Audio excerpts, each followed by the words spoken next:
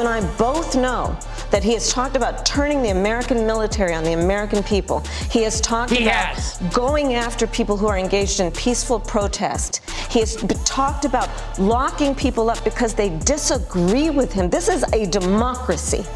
And in a democracy, the President of the United States, in the United States of America, should be willing to be able to handle criticism without saying he'd lock people up for doing it. And this is what is at stake. Love her or hate her. You can disagree with her policy. You can decide you don't like her.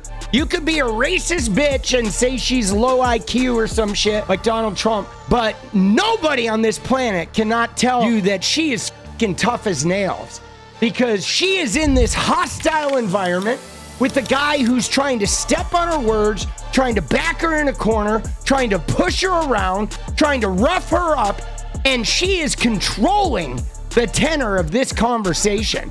She is controlling the viewpoint. She is controlling the flow of information, and she is not letting him gaslight her.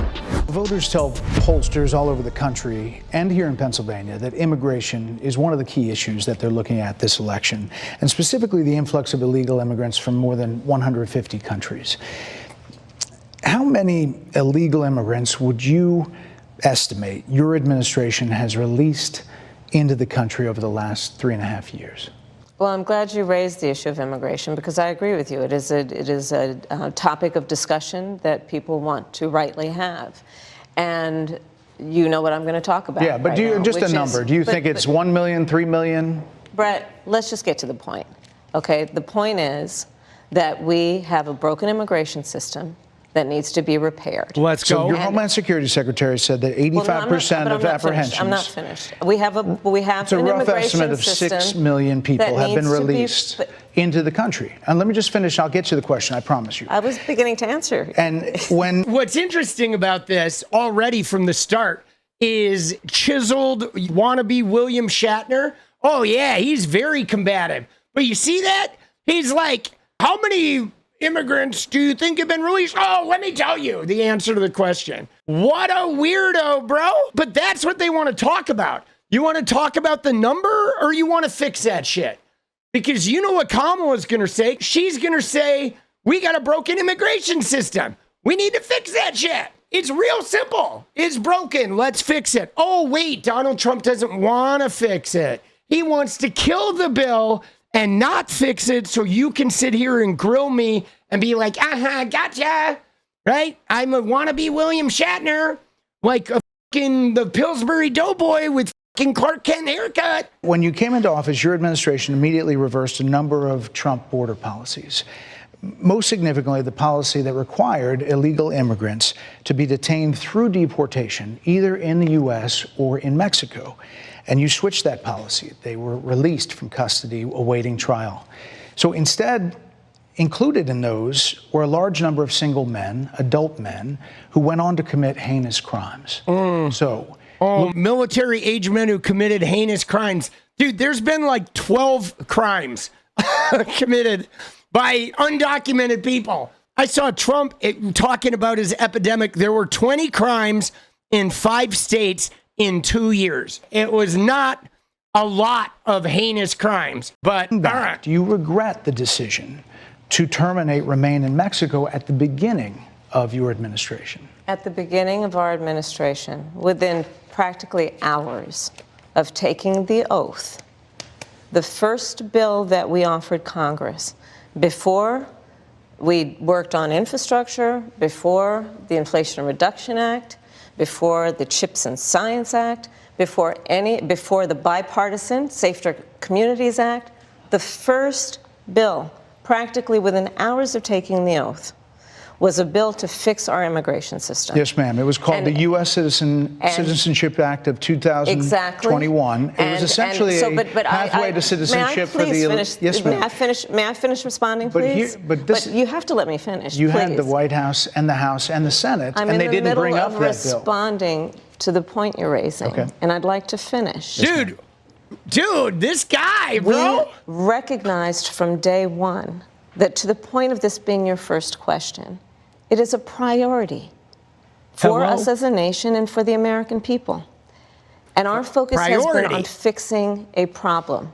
And from day one, then, we have done a number of things, including to address our asylum system and put more resources, getting more judges, what we needed to do to tighten up penalties and increase penalties for illegal crossings, what we needed to do to deal with points of entry between border entry points.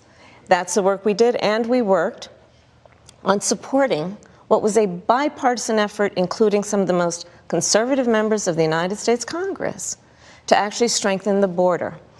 That border bill would have put 1,500 more border agents at the border, which is why I believe the Border Patrol agents supported the bill. It would have allowed us to stem the flow of fentanyl coming into the United States, which is a scourge affecting people of every background, every geographic location in our country, killing people. It would have allowed us to put more resources into prosecuting transnational criminal organizations, which I have done as the Attorney General. You know what's funny about this is he's not even listening, bro. You look at him, he's not even listening. He is completely tuned out, right? He's just chomping at the bit. Border state. Madam Vice President, a couple of things. Prosecuted trafficking of drugs, guns, and human beings. And Donald Trump, but let me just finish. 6 Democrats voted against that bill. Learned about that bill and told them to kill it because he preferred to run on a problem instead of fixing a problem. And in this election, this is rightly a discussion that the American people want to have. And what they want are solutions, and they want a president of the United States who's not playing political games with the issue, I hear you, but actually is focused on fixing it. 6 Democrats voted against that bill. It would have allowed 1.8 million illegal immigrants into the country a year. A lot of conservatives had a problem with it. These are the 6 Democrats. But more importantly, back to the original premise, Jocelyn Nungari, Rachel Morin, Laken Riley, they are young women who were brutally assaulted and killed by some of the men who were released at the beginning of the administration. Again, though, this is 3 crimes. And I don't want to minimize the death of these 3 women, but you know how many women have been murdered in America? The FBI estimated in 2021, 4,970 women were murdered. So almost 5,000. We're talking thousands of women that are killed every year. He's about to go off on her about 3 crimes. And though it's horrible that these 3 women were murdered, I think it's horrible that they were murdered along with the other 5,000 women that were murdered. But I bet 85% of them were killed by husbands, or 50% of them. That doesn't mean you're going to get rid of husbands, because husbands are doing a lot of killing. You see what I'm saying? This idea that 3 immigrant crimes mean they want to get every immigrant in the country gone, but 5,000 women are murdered and they're not going to do shit about it. You know, 45,000 people died of gunfire every year. They won't pass a gun law. But 3 women die, and it's like, look out. Well before a negotiated bipartisan bill. Former President Clinton actually referred to Laken Riley Sunday, campaigning for you in Georgia, saying if those men had been properly vetted, Laken Riley probably would not have been killed. So if it wouldn't have happened, this is well before any negotiation. This is well before Donald Trump got involved in the politics. This is a specific policy decision by your administration to release these men into the country. So what I'm saying to you, do you owe those families an apology? Let me just say, first of all, those are tragic cases. There's no question about that. There is no question about that. And I can't imagine the pain that the families of those victims have experienced for a loss that should not have occurred. So that is true. It is also true that if a border security had actually been passed 9 months ago, it would be 9 months that we would have had more border agents at the border, more support for the folks who are working around the clock trying to hold it all together. Madam Vice President. To ensure that no future harm would occur. And this election in 20 days will determine whether we have a president of the United States who actually cares more about fixing a problem, even if it is not to their political advantage in an election, because there was a solution, Brett. Madam Vice President, it was a policy decision in the early part of your administration. I will let one of the mothers talk about it. Take a listen. Because of the Biden-Harris administration open border policies catch and release. See, again, though, I don't like this framing because she's reading off a fucking statement that says because of the Biden-Harris open border policy catch and release. But the fact of the matter is you don't know that. People died from undocumented people during Trump's term, too. There's not an open border policy. And even if there wasn't catch and release, people get through. Crimes happen. People die. People died during Trump's administration at the hands of undocumented people. I believe the Biden-Harris administration open border policies are responsible for the death of my daughter. That mom, and no offense to that mom, but that mom's holding the Biden-Harris border responsible. Like, why don't you hold the killer responsible?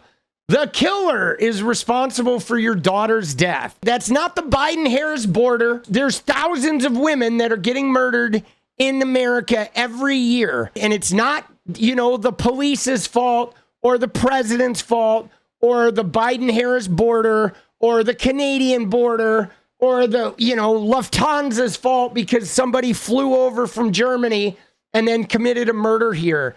This idea, though, that that woman is trying to politicize her daughter's death is pretty ridiculous. And I mean, really, to be honest, though, I'll go this far. Let's take it for what it is, that woman is politicizing the death of her daughter. Oh, my God. She's holding the border and the immigrants responsible. She wants to pass some laws.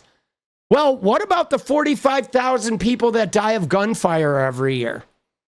Are we going to pass some laws about them?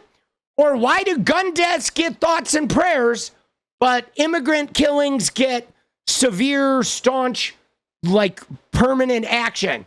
Come on. So do you It's not adding up. An apology is what I'm saying. I will tell you that I am so sorry for her loss.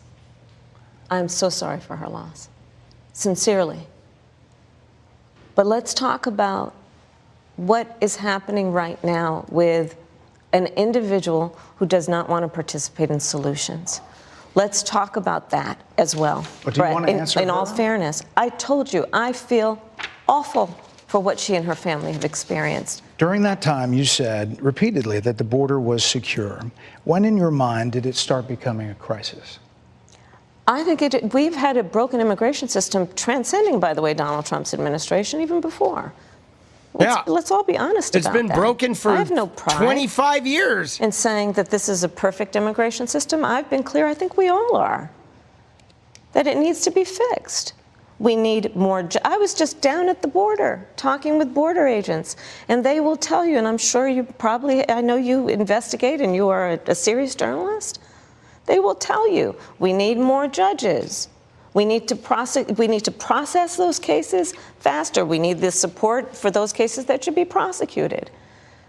They need more resources, and Congress ultimately is the only place that's going to get fixed, Brett. Well, that's how this system works. That's the premise of this question. But there were that's how the 90 system plus works. executive orders that were rescinded in the first days. Many of those were Trump border policies. I'm not going to stay here because there's other things to talk about, but you frequently talk to the Border Patrol Union for support of that bipartisan bill, and they did.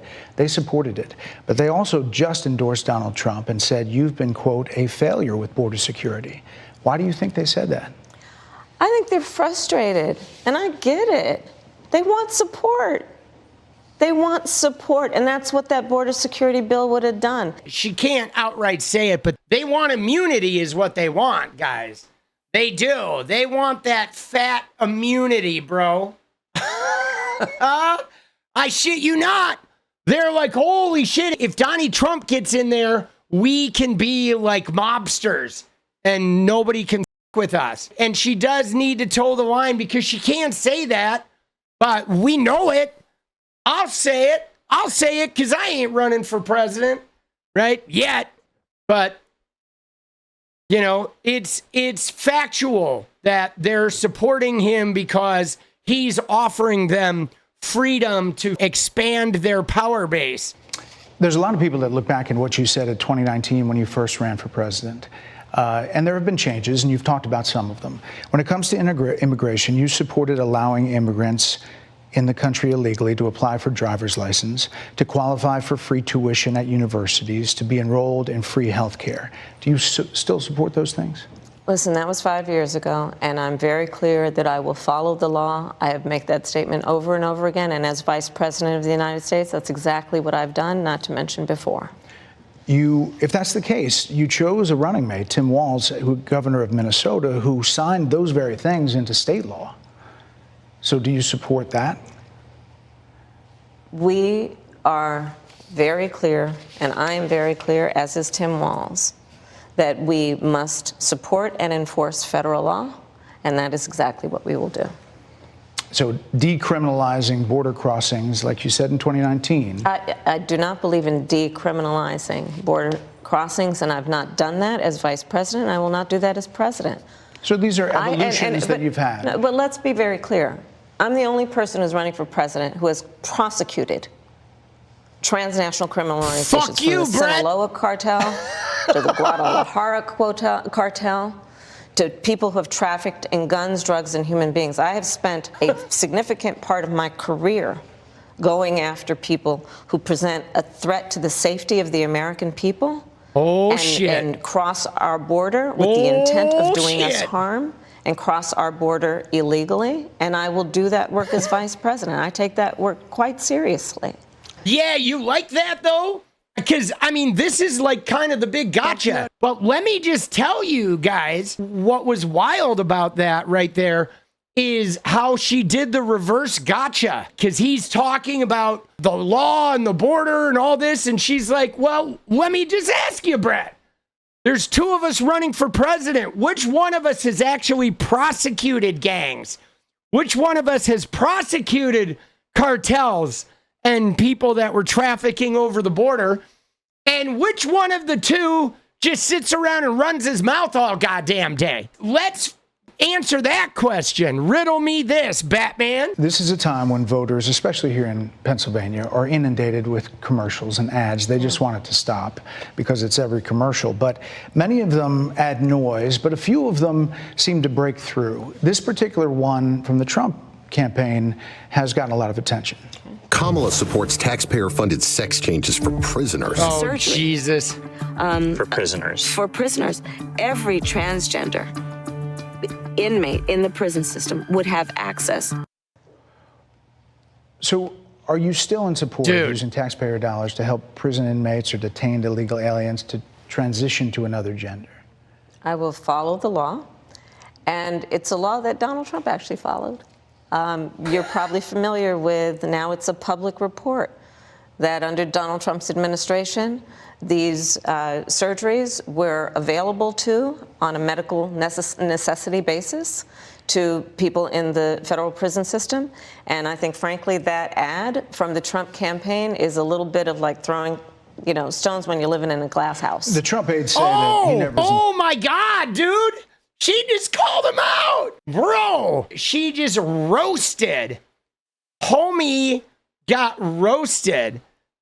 Oh, my God. And no gender transition surgeries you know what? You got to take responsible for what happened in your administration. Yeah, no surgeries happened in his presidency. It's in black and white. Would you still advocate for using taxpayer dollars for gender reassessment surgeries? I will follow the law, just as I think Donald Trump would say he did. You would have a say as president. Like I said, I think it's he spent $20 million on those ads, trying to create a sense of fear in the voters because he actually has no plan in this election that is about focusing on the needs of the American people. Whereas, Bingo. $20 million on that ad, on an issue that, as it relates to the biggest issues that affect the American people, is really quite remote. Oh, and my again, God. His policy was no different. Look at... Oh, my God, she is roasting him. Did you see that? Because he spent $20 million on that ad, and that ad has nothing to do with our really pressing problems. And not only that, but, I did nothing different than what he did. Oh my God, she is just destroying him. And what's crazy about it too is I don't think I've seen a more combative and contentious interview in recent memory. Like Brett is stone cold, like mega douching right here. He is mega douching. He is been combative, talking over her, asks her a question and then tries to answer it for her. Like homie's being a fucking knucklehead, bro. Oh shit, dude. Dude, he's being a double dip Chad. Dude, he's trying to get her riled up, but you know what's funny is she is staying in charge. There he is. He's trying to bait her. He's trying to get under her skin. He's trying to like stomp on her, but she is in fucking charge of this interview, bro. Like 100%. We are, though. They say on plans for the American people, I'm offering a plan to deal with affordable housing. I'm offering a plan to deal with what we need to do to strengthen small businesses, which are the backbone of America's economy. I am offering a plan that is about taking care of young parents and giving them the support they need. My plans for the economy will strengthen the economy, as have been reviewed by 16 Nobel laureates, Goldman Sachs, Moody's, and recently the Wall Street Journal, which have all studied our plans and have indicated my plans for our economy would strengthen our economy, his would make them weaker, would ignite inflation and invite a recession by the middle of next year. Those are the facts. Why do you think more people say they trust him on the economy than they trust you? I think that when you look at an analysis of our plans for what we would do as President of the United States, it has been clear to those who study and understand how economic policy works that moving forward, because I do believe the American people are ready to turn the page on the divisiveness and the type of rhetoric that has come out of Donald Trump. People are ready to chart a new way forward, and they want a president who has a plan for the future and a plan that is sound and will strengthen our country. My plan for the economy does exactly that. His plan would be, again, to give tax cuts to billionaires and the biggest corporations in our country and blow up our deficit. It's interesting you said turn the page, Madam Vice President. You were asked on 2 different shows last week what, if anything, you would do differently than President Biden. Here's what you said. Would you have done something differently than President Biden during the past 4 years? There is not a thing that comes to mind in terms of, and I've been a part of most of the decisions that have had impact. Under a Harris administration, what would the major changes be, and what would stay the same? Sure. Well, I mean, I'm obviously not Joe Biden. I noticed. And so that would be one change in terms of, but also I think it's important to say with, 28 days to go, I'm not Donald Trump. So you're not Joe Biden, you're not Donald Trump, but nothing comes to mind that you would do differently? Let me be very clear. My presidency will not be a continuation of Joe Biden's presidency. And like every new president that comes into office, I will bring my life experiences, my professional experiences, and fresh and new ideas. I represent a new generation of leadership. I, for example, am someone who has not spent the majority of my career in Washington, D.C.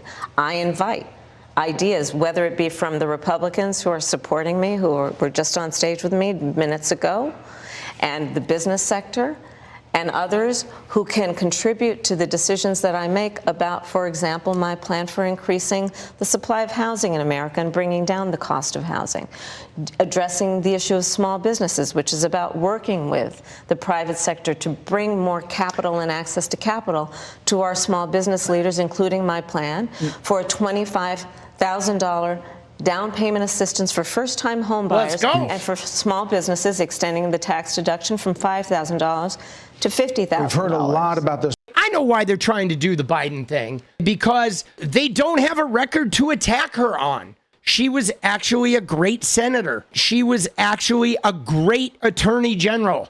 She fought corporations and won for the people of California.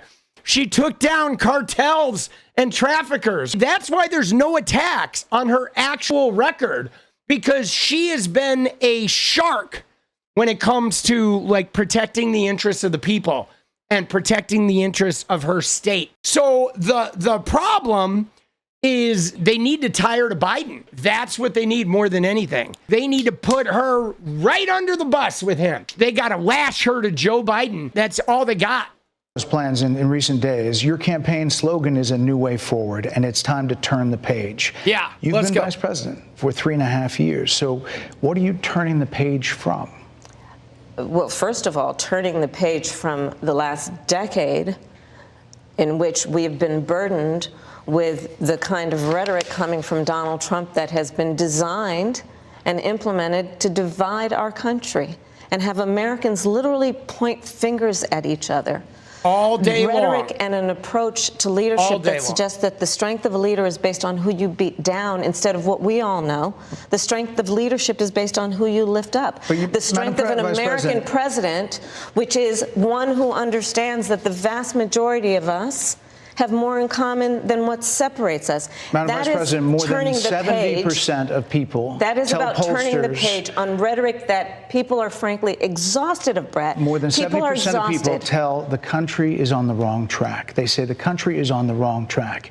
If it's on the wrong track, that track follows 3.5 years of you being vice president and President Biden being president. Dude, 79% of the people don't think the country's on the wrong track. What is that poll, bro? Dude, that poll is some bullshit. 79% of America saying we're on the wrong track. Like, bro, come on. I don't know who they polled there, bro, but it ain't reality, dude. That is what they're saying, 79% of them.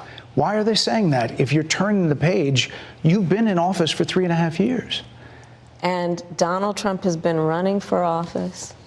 But you've been the person holding the office. Come on. Madam Vice President. You and I both know what I'm talking about. You and I both know what I'm talking about. I actually don't. What are you talking about? What I'm talking about is that over the last decade. This is so disingenuous of this guy, saying he doesn't know what she's talking about. He knows what she's talking about.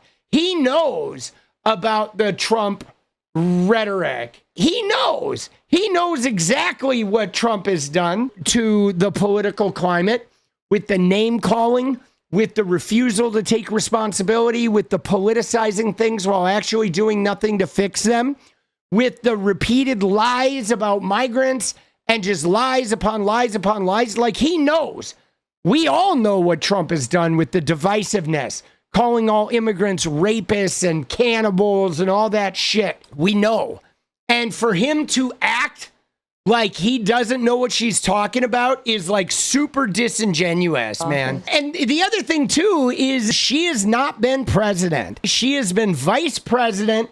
Vice President Mike Pence wasn't running the country when Donald Trump was in office. I mean, this is just sort of a hard gotcha, right? Because, you know, she can't say, well, I don't have any power, because that sort of cucks her, but she also can't say that it's her administration. What are you talking about? Over the last decade, it is clear to me, and certainly the Republicans who are on stage with me, the former chief of staff to the president, Donald Trump, former defense secretaries, national security advisor, and his vice president. One, that he is unfit to serve, that he is unstable, that he is dangerous, and that people are exhausted with someone who professes to be a leader who spends full time demeaning and engaging in personal grievances and it being about him instead of the American people. People are tired of that. If that's the case, why is half the country supporting him? Why is he beating you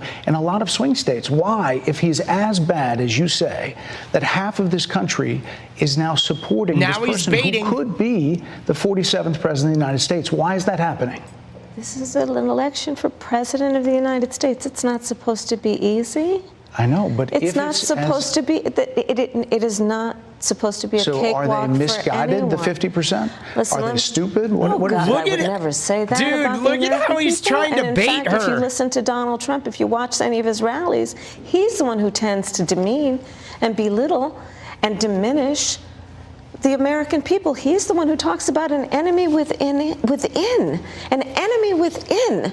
talking about the American people. Yeah. Suggesting he would Let turn him the have it. American military on the American people. We asked that question to the former president today. Harris Faulkner had a town hall, and this is how he responded.